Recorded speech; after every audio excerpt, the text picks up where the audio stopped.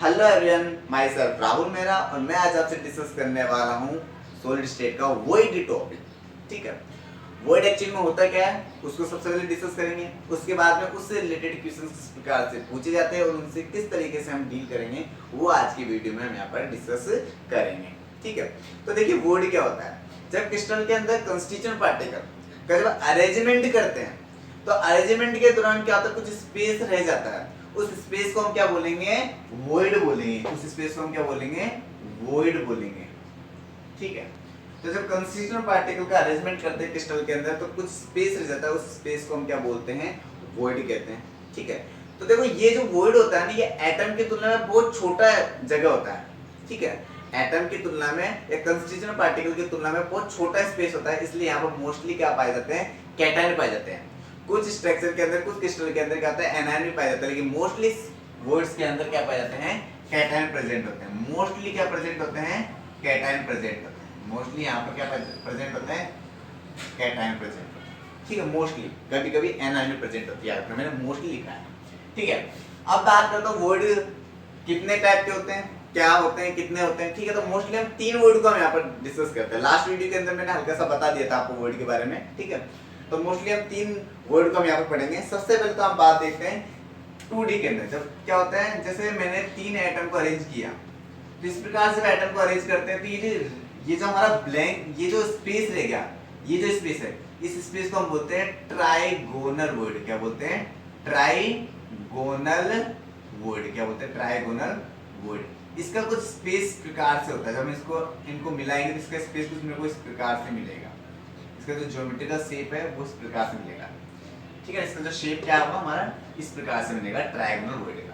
ठीक है, नाउ हम डिस्कस करेंगे टेट्राहेड्रल वर्ड, जो कि चार एटम से मिलकर बना होता है। मान लो मैंने एक एटम है, ये एटम मैंने यहाँ पर रखा है, ये एटम मैंने यहाँ पर रख दिया।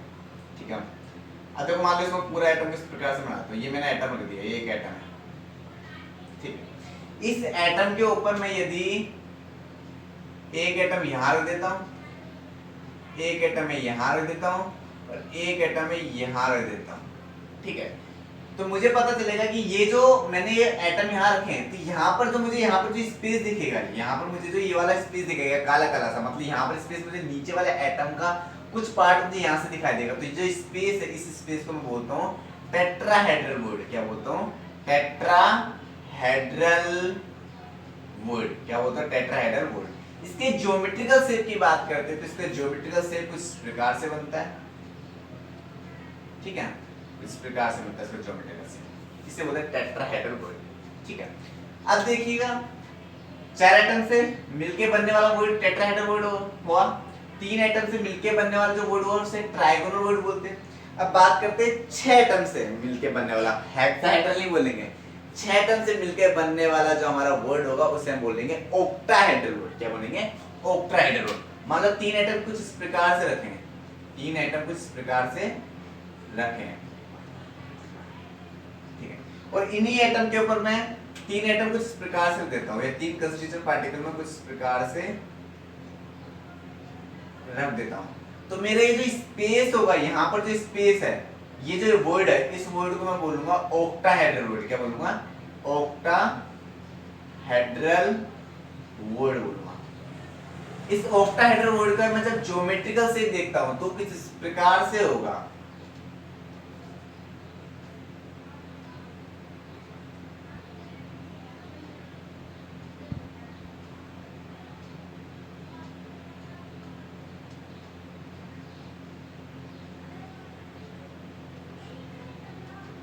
ये होगा हमारा ऑक्टाहेड्रल वर्ड। ठीक ना, ये हमारा ज्योमेट्रिकल सेट हुआ। तो याद रखना ट्राइगोनल वर्ड कितने, ट्राइगोनल वर्ड जो होता है वो तीन एटम से मिलकर बना होता है। ठीक है ना, उसे ट्राइगोनल वर्ड बोलते हैं। चार एटम से मिलकर बना जो वर्ड होता है उसे टेट्राहेड्रल वर्ड बोलते हैं, और जो छह एटम से मिलकर बना जो वर्ड होता है उसे ऑक्टाहेड्रल वर्ड बोलते हैं। ये बात रखना। अब जो टेट्राहेड्रल वर्ड होते हैं वो बॉडी डायगोनल पे प्रेजेंट होते हैं। कहां पर प्रेजेंट होते हैं, बॉडी डायगोनल पे। कहां प्रेजेंट होते हैं, बॉडी डायगोनल पे। जो हमारा यूनिट सेल होता है उस यूनिट सेल के बॉडी डायगोनल पे, बॉडी डायगोनल पे क्या प्रेजेंट होता है, हमारा टेट्राहेड्रल वर्ड प्रेजेंट होता है। और बॉडी डायगोनल कितने होते हैं, बॉडी डायगोनल, एक बॉडी डायगोनल पे दो टेट्राहेड्रल वर्ड प्रेजेंट होते हैं। ये बात है। कि जो बॉडी डायगोनल पर टेट्राहेड्रल वर्ड एक बॉडी डायगोनल पर टेट्राहेड्रल वर्ड 2 प्रेजेंट होते हैं। उसी प्रकार से जो ऑक्टाहेड्रल वर्ड होते हैं वो बॉडी के सेंटर में प्रेजेंट होते हैं। ऑक्टाहेड्रल वर्ड बॉडी के सेंटर में प्रेजेंट होते हैं। साथ के साथ ये क्या होते हैं, एज के सेंटर में प्रेजेंट होते हैं। ये तो मैंने आपको बताया था ना, एज सेंटर में प्रेजेंट होते हैं, ठीक है ना, यहाँ पे याद रखना है। इतना आ गया। अब हम एफसीसी के अंदर हम बात करते हैं कि टेट्राहेड्रल वर्ड कितने होते हैं और ऑक्टाहेड्रल वर्ड कितने होते हैं। तो आपको इतना याद रखना फिलहाल तो कि 3 एटम से मिलकर जो बनने वाला वर्ड है उसे ट्रायगोनल वर्ड बोलते हैं। 4 एटम से मिलकर बनने वाला जो वर्ड होता है उसे टेट्राहेड्रल वर्ड बोलते हैं। और जो 6 एटम से मिलकर बनने वाला जो वर्ड होता है उसे ऑक्टाहेड्रल वर्ड बोलते हैं। साथ के साथ आपको ये बात ध्यान रखनी है, जो आपको याद करने वाली चीज है वो आपको याद नहीं है कि जो टेट्राहेड्रल वर्ड होता है वो यूनिट सेल के बॉडी डायगोनल पर प्रेजेंट होता है और एक बॉडी डायगोनल पे 2 टेट्राहेड्रल वर्ड प्रेजेंट होते हैं। जबकि ऑक्टाहेड्रल वर्ड बॉडी सेंटर में प्रेजेंट होते हैं और एज के सेंटर में प्रेजेंट होता है। अब एफसीसी के अंदर हम वर्ड को देखते हैं। किसके अंदर? एफसीसी के अंदर। एफसीसी या face centred cubic unit cell या सीसीपी क्लोज क्यूबिक पैकिंग, ठीक है। तो एफसीसी बोले सीसीपी बोलो, बात इक्वल होती है। किसी जगह क्वेश्चंस में एफसीसी लिख देंगे तो भी आपको face centred cubic unit cell के बारे में लिखना है, और जब सीसीपी बोल देंगे तब भी आप उसको क्या बोलोगे, एफसीसी के बारे में लिखना होगा आपको। या एफसीसी मानकर आप क्वेश्चन को सोल्व करना। तो सीसीपी मतलब क्लोज क्यूबिक पैकिंग और एफसीसी मतलब face centred cubic unit cell. तो आपको बात इक्वल ही है, ठीक है ना, ये बात इक्वल ही है। दोनों का एक ही डायग्राम बनता है और एक ही मीन होता है, ठीक है। तो देखिए होता क्या है, फेस डायग्राम होता क्या है आपको पता होगा। Face centred cubic unit cell क्या होता है? Face centred cubic unit cell, पहली बात तो क्यूबिक यूनिट सेल क्या होता है, सबको पता है क्यूबिक यूनिट सेल क्या होता है। ऐसा यूनिट सेल इसकी हाइट लेंथ विड्थ इक्वल होती है और उन हाइट लेंथ विड्थ के बीच में जो एंगल होता है वो कितना डिग्री का होता है? 90 डिग्री का होता है। उसे आप बोलते हैं क्यूबिक यूनिट सेल। उस क्यूबिक यूनिट सेल के जब केवल कोने पे कंस्टिट्यूएंट पार्टिकल प्रेजेंट है, साथ के साथ फेस के सेंटर में भी प्रेजेंट है, फेस के सेंटर में भी यदि कंस्टिट्यूएंट पार्टिकल है, एटम प्रेजेंट है, तो हम उसे बोलते हैं face centred cubic unit cell. जैसे ऊपर का फेस सेंटर पे ये एटम प्रेजेंट है, नीचे वाले पे ये वाला, वो लेफ्ट वाले पे ये वाला और राइट वाले पे ये वाला और बैक वाले पे ये वाला और फ्रंट वाले पे ये वाला। इस प्रकार से 6 एटम प्रेजेंट होते हैं सभी फेस पे। क्योंकि फेस सेंटर कितने होते हैं, यूनिट सेल के अंदर फेस सेंटर कितने होते हैं? 6 फेस होते हैं। तो फेस के सेंटर पे कितने होंगे? 6 फेस सेंटर होंगे। तो 6 फेस सेंटर होंगे, ठीक है। और कोने पे तो प्रेजेंट होते ही होते हैं। कोई सा भी क्यूबिक यूनिट सेल हो उसके कोने पे तो आपको एटम या कंस्टिट्यूएंट पार्टिकल प्रेजेंट होंगे। अब बात करते हैं बॉडी डायगोनल की बात करते हैं। ध्यान से सुनना, बॉडी डायगोनल, यहाँ पर बॉडी डायगोनल वर्ड मैं टेट्राहेड्रल वर्ड को बताता हूँ यहाँ पर, ठीक है। तो टेट्राहेड्रल वर्ड बॉडी डायगोनल पे कैसे प्रेजेंट होती है वो देखिए। देखो होता क्या है, आपको मैंने बताया कि जो टेट्राहेड्रल वर्ड है वो 4 एटम से मिलकर बना था। ध्यान सुनना, जैसे मान लो एक तो मैंने ये एटम ले लिया, एक तो मैंने ये एटम ले लिया, ठीक है ना। साथ में एक एटम मैंने ये ले लिया, साथ में मैंने एक एटम ये ले लिया और साथ में मैंने एक ये वाला एटम ले लिया, फेस सेंटर्ड वाला। अब देखो यहाँ से 4 एटम बन जाएंगे, एक ये वाला, एक ये वाला, एक ये वाला। जब इसको आपस में मिलाऊंगा, तो इस प्रकार से हमारी जो बोर्ड बनेगी वो टेट्राहेड्रल बोर्ड बनेगी। 4 एटम से मिलकर जो बनने वाला बोर्ड है वो टेट्राहेड्रल बोर्ड बनेगी। कुछ इस प्रकार से बनेगी, देखना आप, कुछ इस प्रकार से बनता हुआ दिखाई देगा। ये कुछ इस प्रकार से, ये भी क्या है? टेट्राहेड्रल बोर्ड है। तो टेट्राहेड्रल बोर्ड एक्चुअली में होता क्या है आपको पता है? टेट्राहेड्रल बोर्ड कहां प्रेजेंट होगा? 4 एटम से मिलकर बना होगा एक कोने पर, ठीक है ना। एक ये कोने, 3 कोने का और एक क्या होगा? फेस का सेंटर वाला, ठीक है। अब बात करते हैं बॉडी डायगोनल क्या होता है, आपको सबको पता है। इस प्रकार से आपको पता चल गया कि इस प्रकार से 3 तो कोने पर एक फेस का सेंटर मिल करके क्या बनाते हैं? टेट्राहेड्रल बोर्ड बनाते हैं। ये तो आपको समझ में आया। अब बात करते हैं कि बॉडी डायगोनल क्या होता है। ध्यान सुनना, सबको पता है बॉडी डायगोनल क्या होता है। यदि आपको एक कमरा यूनिट सेल है और यदि आप बीच में बैठते हो तो आपको जो मुख के सामने वाला ऊपर वाला कोना है वो आप पकड़ो और जस्ट आपके जो बैक साइड है उस बैक का नीचे वाला कॉर्नर पकड़ो और उसको आपस में मिलाने वाली जो लाइन होगी वो आपकी होगी बॉडी डायगोनल। क्या होगी? बॉडी डायगोनल होगी। ये बात जानना, ठीक है। तो आपको बताया कि बॉडी डायगोनल कितना होगा? एक उस कोने से मिलाओ, एक उस कोने से मिलाओ, एक ऊपर वाले के उस कोने से मिलाओ, एक ऊपर वाले के उस कोने से मिलाओ। इस प्रकार 4 कोने से कितने बॉडी डायगोनल मिलेंगे? 4 कोने मिलेंगे। तो आपको पता है कि बॉडी डायगोनल कितने होते हैं, इसके अंदर बॉडी डायगोनल कितने होंगे? 4 बॉडी डायगोनल होंगे, ठीक है। तो इस face centred cubic unit cell में कितने बॉडी डायगोनल होंगे? बॉडी डायगोनल बीडी से मिलाता हूं, बॉडी डायगोनल कितने होते हैं? 4 होते हैं। और एक बॉडी डायगोनल पे कितने वर्ड होते हैं? एक बॉडी डायगोनल पे कितने वर्ड होते हैं? 2 वर्ड होते हैं। कौन से वर्ड होते हैं? 2 टेट्राहेड्रल वर्ड होते हैं। तो टोटल टेट्राहेड्रल वर्ड कितने होंगे? टोटल टेट्राहेड्रल वर्ड कितने होंगे? ध्यान सुनना, टेट्राहेड्रल वर्ड कितने होंगे? एक वर्ड डायगोनल पे तो कितना होता है? 2 होते हैं, तो 4 पे कितने होंगे? 4 × 2 मतलब कितने वर्ड होंगे? 8 वर्ड होंगे। कितने वर्ड होंगे? 8। ये बात है। तो याद रखना एफसीसी के अंदर जो टेट्राहेड्रल वर्ड है, टेट्राहेड्रल जो वर्ड है, टेट्राहेड्रल वर्ड है वो कितने होंगे? 8 होंगे। ये बात है। तो एफसीसी या सीसीपी के अंदर टेट्राहेड्रल वर्ड कितने हुए? हमारे 8 हो गए। ये आपको पता चल गया। अब बात करते हैं बॉडी के सेंटर में। ठीक है, तो मान लो एफसीसी का बॉडी के सेंटर है, एक तो होता है बॉडी के सेंटर में। ठीक है, अब देखिए थोड़ा बीच जगह थोड़ा हम अलग से दोबारा बनाते हैं एफसीसी के अंदर।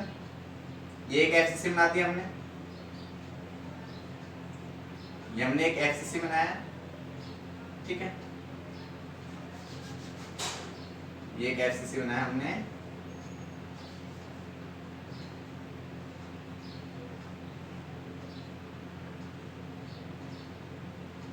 अब ध्यान सुनना, ऑक्टाहेड्रल वर्ड किस प्रकार से बनते हैं वो देखिए आप। सबको पता है एक एटम कोने पे तो प्रेजेंट होंगे हमें, साथ ही साथ कहां प्रेजेंट होंगे? फेस के सेंटर पे प्रेजेंट होंगे। एक ऊपर होगा, एक नीचे होगा, एक दाएं होगा, एक बाएं होगा, बैक साइड होगा, एक फ्रंट साइड होगा। इस प्रकार से 6 एटम होंगे। अब आपको पता है कि बॉडी ऑक्टाहेड्रल वर्ड होते हैं, ठीक है ना? वो कितने एटम से मिलकर बनाते हैं? 6 एटम से मिलकर बनाते हैं। ये आपको पता है। एक तो बॉडी के सेंटर में। अब आपको पता है मान लो कमरे के बीचों बीच खड़े हो, तो कमरे के बीचों बीच खड़े हो तो एक फेस सेंटर में तो सभी फेस पे क्या होता है? एटम प्रेजेंट होते हैं। तो एक दाएं का एटम, एक बाएं का एटम, एक ऊपर का एटम, नीचे का एटम, एक आगे का एटम, पीछे का एटम। यदि आप बीचों बीच खड़े हो तो इस प्रकार से 6 एटम मिल जाएंगे। तो बीच वाला जो खाली स्पेस होगा, वो बीच वाला खाली स्पेस क्या कहलाएगा? आपका ऑक्टाहेड्रल वर्ड कहलाएगा। तो ऑक्टाहेड्रल वर्ड, तो बॉडी का सेंटर कितना होता है? 1 होता है। तो हमारा एक हमारे का बनेगा ऑक्टाहेड्रल वर्ड, तो बॉडी का सेंटर हो जाएगा।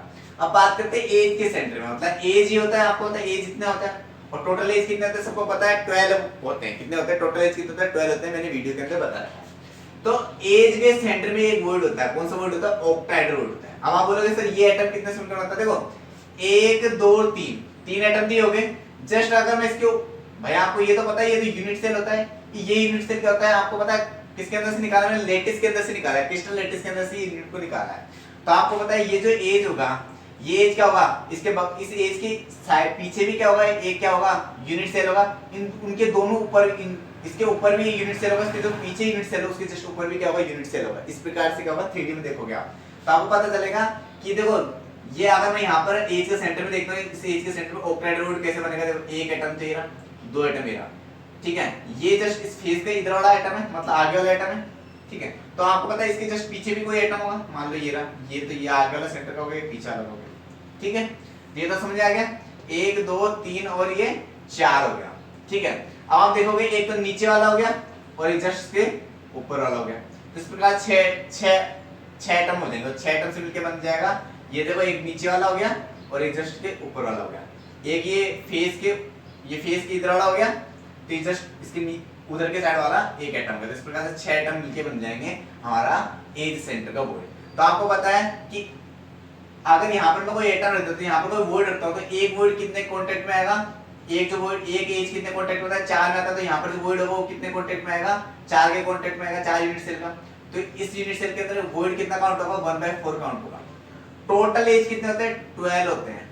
ठीक है, तो टोटल एज तो 12 होते हैं। और यदि एक एज पे वर्ड रखा था तो इस एज का जो वर्ड होगा वो इस यूनिट सेल के अंदर कितना काउंट होगा? 1/4 काउंट होगा। जैसे हमने एटम में करते हैं वैसे आ गया। जब वो सोल्व करेंगे तो टोटल वर्ड कितनी होगी? इस यूनिट सेल के अंदर कितना काउंट होगा? 3 काउंट होगा।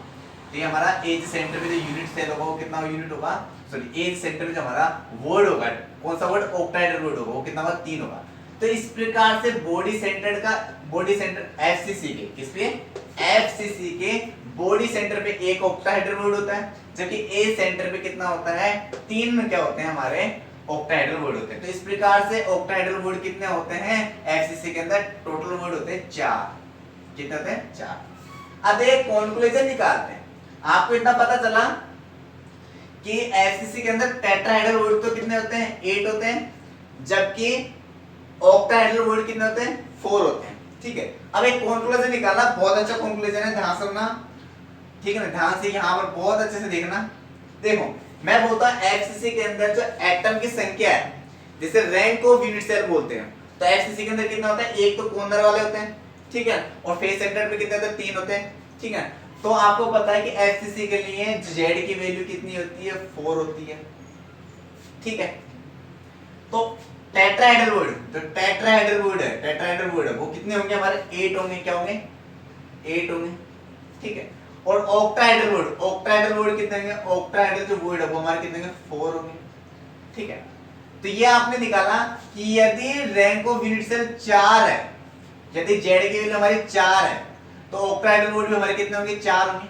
जबकि टेट्राहेड्रल वुड कितने होंगे, हमारा दुगना 8 हो जाएंगे, 4 × 2 कितना होगा, 8 हो जाएंगे। तो हमारा जो यहाँ पर कंक्लूजन निकलेगा वो ये रहेगा, यदि जेड की वैल्यू n है, जेड की वैल्यू क्या है, n है, तो जो ऑक्टाहेड्रल वुड है, तो ऑक्टाहेड्रल वुड का जो नंबर होंगे वो हमारे कितने होंगे, n होगा। जबकि टेट्राहेड्रल वुड के जो नंबर होंगे वो हमारे कितने होंगे, 2n हो गया। तो ये आपको कंक्लूजन आपको याद रखना है, ठीक है। इसको अच्छे से लिख दो, यदि जेड की वैल्यू, यदि इसको मैं मिटा देता हूं, समझ तो इसको ढंग से लिख लेना आप अच्छे से। यदि जेड की वैल्यू, यदि रैंक ऑफ यूनिट सेल हमारा n है, ठीक है, यदि हमारा इसके एचसी के अंदर एटम कितना होता है, हमारा एचसी के अंदर एटम होता है 4, तो ऑक्टाहेड्रल वुड भी कितना होगा हमारा, n होगा, ऑक्टाहेड्रल वुड भी कितना होगा हमारा, n होगा। जबकि टेट्राहेड्रल वुड कितना होगा, दुगना हो गया, 4 दूना 8, मतलब दुगना हो गया, तो टेट्राहेड्रल वुड कितना होगा हमारा, टेट्राहेड्रल वुड कितना होगा हमारा, n होगा। तो आपको ये कंक्लूजन याद रखना है, यदि किसी भी यूनिट सेल के अंदर यदि जेड की वैल्यू n है, यदि किसी भी यूनिट सेल के अंदर जेड की वैल्यू क्या हमारी n है, तो ऑक्टाहेड्रल वुड कितना होगा हमारा, n होगा। जबकि टेट्राहेड्रल वुड कितना होगा हमारा, 2n होगा। टेट्राहेड्रल वुड कितना होगा हमारा, 2n होगा, 2n, ठीक है ना। ये आपको याद रखना है। देखो इसके अंदर आपको ये याद रखना है, इतना समझाया। इसके बाद आपसे इससे रिलेटेड क्वेश्चंस कैसे पूछते हैं वो आपको देख लेना है, ठीक है। तो मैं इसको रफ कर देता हूं।